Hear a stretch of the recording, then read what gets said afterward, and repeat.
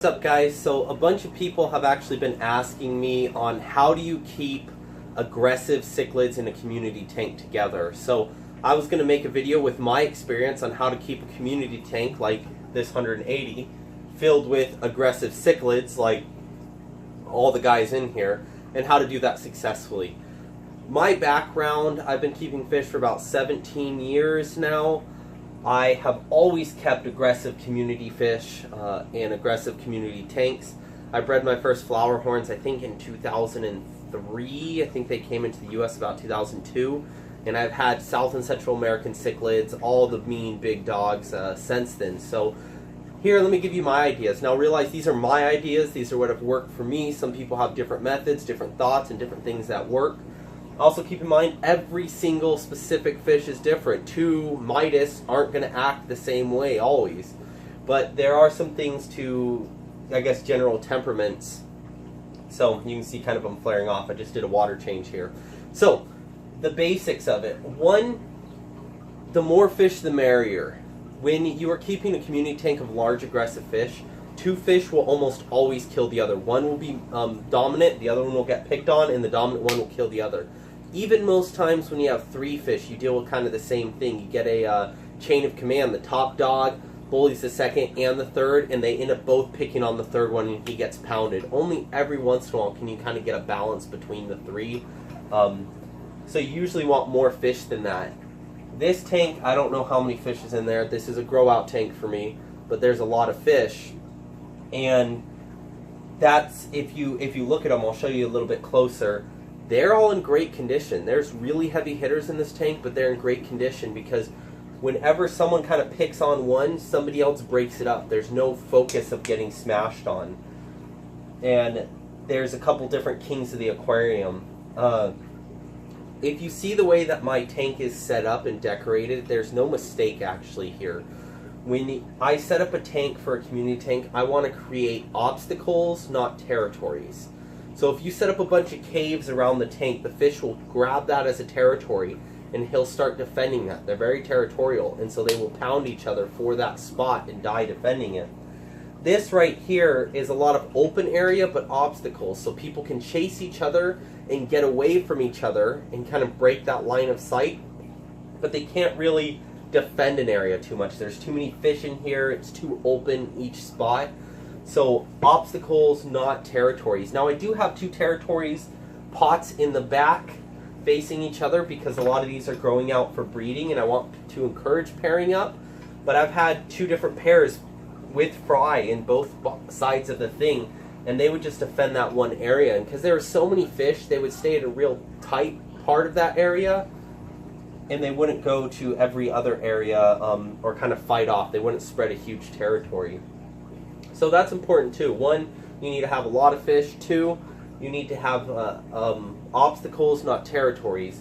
The other thing is you have kind of a policeman of the tank. It's usually the guy who becomes the top dog, and every fish is different. Sometimes you have a policeman and he's just a monster. He wants to kill everything. When it's times like those, I'd get one of those big clear cookie jars, drill some holes in it for water flow, stick some rocks in there and sink it. Stick that fish in that cage and literally put him in a cage in there. And I'd hand feed him through it, but what it allows is it allows the next fish to step up and become the boss of the aquarium in changing the chain of command. Then when I let that guy go, I'd feed him less usually. When I let that guy back in the tank, he usually can't regain command, or sometimes they just kind of tame down. You hurt their ego or just tamed them a little bit, and so that can work. Each fish has got a different personality there. The other thing that people can do to change aggression is they can keep their water temperature a little lower. I do keep mine at the high end at 82 for multiple reasons, which does encourage more aggressive behavior. But I've literally never had one fish kill each other in this tank, and I don't have a death of one fish killing each other often. Very, very seldom does that happen in my community tanks. Of course, you do need heavy filtration, all that. That's a different story on what you need to take care of this. I'm just going on how you can make it happen. The other thing that I do in these tanks when I'm introducing a fish, if the tank has too many established territories or it's too established with the chain of command, when I introduce a new fish is I will rearrange the furniture, so to speak. what this does is it creates chaos for everybody. Nobody knows who's in charge. Nobody knows where they belong. And so that one fish doesn't get pounded by everybody. Everybody's kind of like in a little bit of a scuffle. And most fish don't get really beat up, but they just do kind of like, you know, wrestle around a little bit. So just to point out some of the fish, got green Texas, super red Texas female, super red Texas male, super red Cuban, red Texas, red Mammon, Jaguars. There's a Jaguar pair in here, a Cuban cichlid, a Grimode, a Festae pair. What else is in here? I'm sure clown loaches, of course, some Bichers, green Texas and green Texas pairs. See, these guys are kind of like fighting over who's going where right now, so they're doing that same thing. I'll zoom in and let you see some of the tank real fast, and then that'll be it. Of course, if you have any thoughts, let me know. Give me your thoughts, give me your ideas, let me know what you think.